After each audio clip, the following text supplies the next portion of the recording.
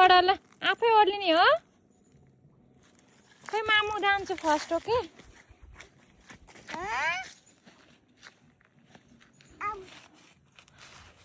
hello आउन सक्छ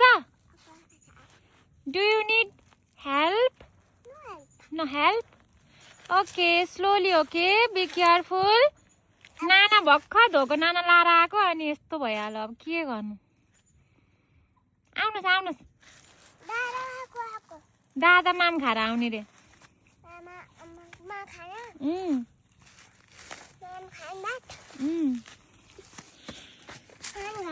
ल रन रन रन